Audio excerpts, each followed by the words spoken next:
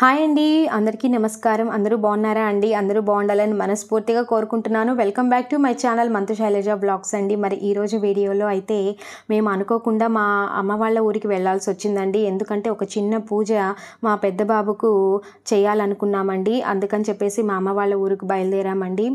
మామూలుగా మా పెద్ద బాబుకి 6 కృతికలకి శివాలయంలో సుబ్రహ్మణ్యేశ్వర స్వామికి పూజ చేయించామండి. చివరగా బాబుని తీసుకొని వెళ్ళి అందరము ఒకసారి ఆయన సన్నిధిలో పూజ చేయించుకొని శివుని దర్శనం చేసుకొని అమ్మవారిని కూడా దర్శనం చేసుకొని వద్దామని చెప్పేసి బయలుదేరామండి. మంగళవారము ఆ రోజు మంచి పర్వదినము, అంతేకాకుండా కృతిక అండి. ఆ రోజు సుబ్రహ్మణ్యేశ్వర స్వామికి ఎంతో ఇష్టమైన రోజు కూడా మంగళవారము కాబట్టి ఆ రోజు స్వామివారు ఆ రోజు బాగుందమ్మా, ఆ రోజు పూజ చేయించుకోండి అని చెప్పారండి. సో అందుకని చెప్పేసి మేము సోమవారం నైటే బయలుదేరేసి మా అమ్మ వాళ్ళ ఊరు వెళ్ళామండి. ఇక్కడ చూస్తున్నారు కదండి, ఇది మా అమ్మ వాళ్ళ ఇల్లు అండి. తులసి ఎంత చక్కగా ఉందో ఆ తల్లి పచ్చగా ఉంటే ఆ ఇల్లు అంత పచ్చగా ఉంటుందండి. మా అమ్మ వాళ్ళ ఇంట్లో కూడా నేను అట్లా వెళ్తే నేను ఆ తులసమ్మని అదే విధంగా చూసుకుంటానండి. అక్కడ కలబంద మొక్క ఉంది చూడండి. ఇవి కూడా చాలా శ్రేష్టమైన మొక్క అండి. కలబంద చాలా ఔషధ గుణాలు మనకు ప్రతి ఒక్కరికి తెలుసు కదండి. చాలా శ్రేష్టమైన మొక్క కలబంద. అక్కడ వాతావరణం అవన్నీ కూడా చాలా బాగుంటుందండి. ఏ అమ్మాయికైనా పుట్టింటికి వెళితే ఆనందమే వేరు కదండి. సేమ్ అంతే కూడా నేను అలానే ఫీల్ చేశానండి. ఇక మేము మంగళవారం రోజు పూజ అయితే సోమవారం నైటే బయలుదేరేసి అక్కడికి వెళ్ళిపోయామండి అమ్మ వాళ్ళ ఇంటికి.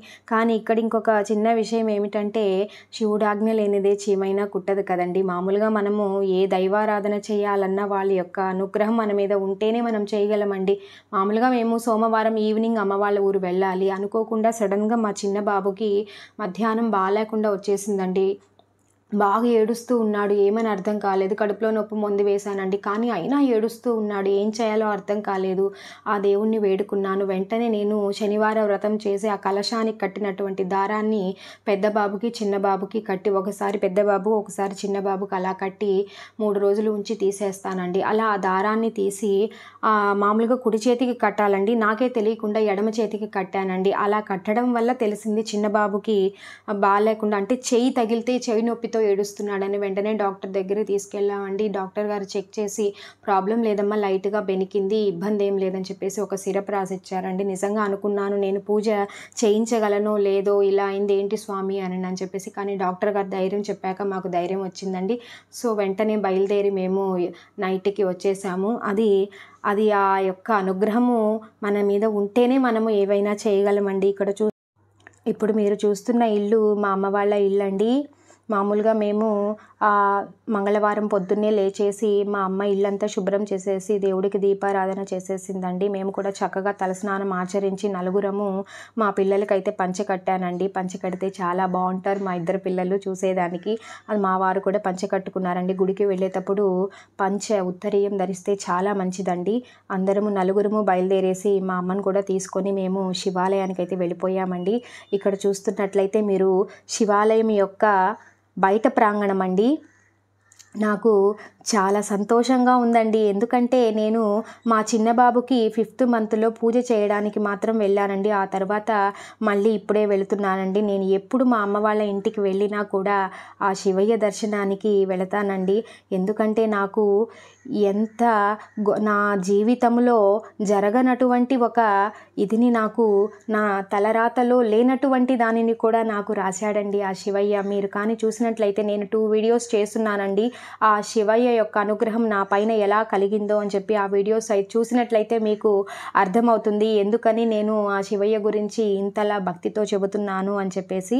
ఇక్కడ చూసినట్లయితే ఇదంతా శివాలయం యొక్క ప్రాంగణం అండి. చూడండి, నేను అప్పుడు పూజలు చేసేటప్పుడు కార్తీక మాసములో అవన్నీ అప్పుడప్పుడే మరమ్మతులు జరుగుతూ ఉన్నాయండి. ఇప్పుడైతే చక్కగా గుడినంతా రెడీ చేసేసారండి. చాలా బాగుంటుంది. చాలా విశిష్టమైనటువంటి ఆలయం అండి.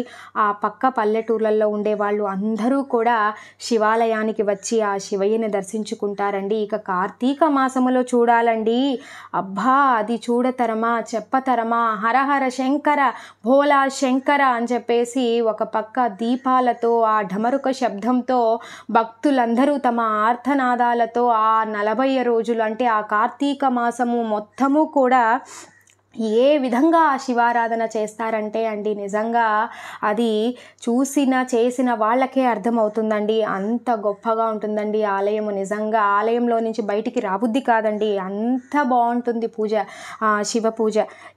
ఇక్కడ చూసినట్లయితే మామూలుగా శివాలయంకు వెళ్ళినప్పుడు ముందుగా మనము ధ్వజస్తంభాన్ని దర్శించి ఆ తరువాత నందీశ్వరుడు దగ్గర వచ్చి నందీశ్వరుడి దగ్గర నుంచి ఆ 2 కొమ్ములు ఉన్నాయి కదండి, వాటి మధ్యలో నుంచి మనము ఆ పరమశివుణ్ణి దర్శించుకోవాలటండి. అది అలా చేస్తే ఆ శివయ్య అనుగ్రహము కూడా మనకు తప్పకుండా కలుగుతుందట. కాబట్టి ఇక్కడ చూసినట్లయితే నవగ్రహాలండి, నవగ్రహ ఆరాధన కూడా చాలా మంచిదండి. ఆ 9 నవగ్రహాలకు మనకు ఏదైనా కూడా బాగుంది అని అంటే గ్రహస్థితి బాగుంటేనే మనకు అంతా మంచి జరుగుతుందండి. ఆదిత్యాయ సోమాయ మంగళాయ బుధాయ చ గురు శుక్ర శనిభ్యశ్చ రాహువే కేతువే నమః అని మనసులో అనుకుంటూ 9 ప్రదక్షిణలు చేసుకుంటే నవగ్రహాలకు చాలా మంచిదండి. మీరు చూస్తున్నారుగా ధ్వజస్తంభం దర్శించుకోండి. ఆ శివయ్య ఆశీస్సులు మీ అందరికీ ఉంటాయండి. ఇదంతా కూడా గుడి ప్రాంగణం అండి, చాలా బాగుంటుందండి. ఉసిరి చెట్టు ఉంటుంది. కార్తీక మాసంలో అక్కడే మేము దీపాలు వెలిగించుకునే వాళ్ళము. మారేడు దళము, శివుడికి ఇష్టమైన దళము మారేడు దళము కదండి, మారేడు దళం చెట్టు కూడా ఉందండి అక్కడ. మామూలుగా ఆ కార్తీక మాసంలో ఇది తెలియదండి, అది ఏమిటో నిజంగా భక్తి, ఆయన కృప నిజంగా. ఓం నమ శివాయ, ఓం నమ శివాయ, ఓం నమ శివాయ అని చెప్పేసే మనసుకి అలా అనిపిస్తూ ఉంటుందండి. అంత భక్తితో భక్తులు ఆయన్ని ఆరాధన చేస్తారండి. ఇక్కడ చూస్తున్నారు కదండి సుబ్రహ్మణ్యేశ్వర నాగదేవతలు కూడా ఉన్నారండి. మామూలుగా ఇక్కడ నాగుల చవితి రోజు చూడాలండి, నిజంగా ఎంతమంది భక్తులు ఇసకేస్తే మామూలుగా రాళ్ళరు అన్నట్లు అంతమంది వచ్చి పూజిస్తారండి. నిజంగా అక్కడ నిలబడుకోవడానికి దీపం పెట్టడానికి కూడా మనకు ఒక ప్లేస్ ఉండదండి, అలా భక్తులతో కిక్కిరిసిపోతుందండి శివాలయం.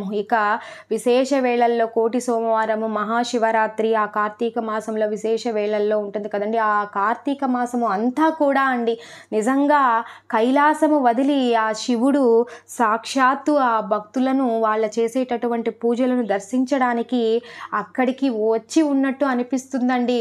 ఏది కూడా మనము భక్తితో చూడాలండి. నిజంగా మనము అక్కడ ఒక ఉదాహరణ చెబుతానండి చూసేదానికి. అది కొంతమందికి ఒక దగ్గర ఒక రాయి ఉందనుకోండి, కొంతమంది కళ్ళకి అది రాయిలా కనిపిస్తుందండి, కొంతమంది కళ్ళకి అది ఏమిటి ఒక విగ్రహమూర్తి అవతారం లాగా, అంటే మనము చూసేటటువంటి కళ్ళను బట్టి ఉంటుందండి ఏదైనా కూడా. అదేలాగా మనము చేసే భక్తిని బట్టి ఆ దేవుడు మనకి అనుగ్రహాన్ని ఇస్తాడండి. ఒక్కసారి శివుడు కానీ మన భక్తిని మెచ్చి మనలను మెచ్చినాడో అంతేనండి. ఆ శివుడు మీకు తెలుసు కదండి, ఏ దేవుడైనా తొందరగా కరిగిపోయేటటువంటి ఒక దేవుడు అంటే ఆ పరమేశ్వరుడే అండి. అందుకే ఆయనకి బోలా శంకరుడు అని పేరు. ఒక శివయ్య నమశివాయ అంటే చాలండి, కరిగిపోతాడు ఆయన. ఎంత చెప్పలేనండి, నాకు మాటలు రావటం లేదు ఆ శివయ్యను.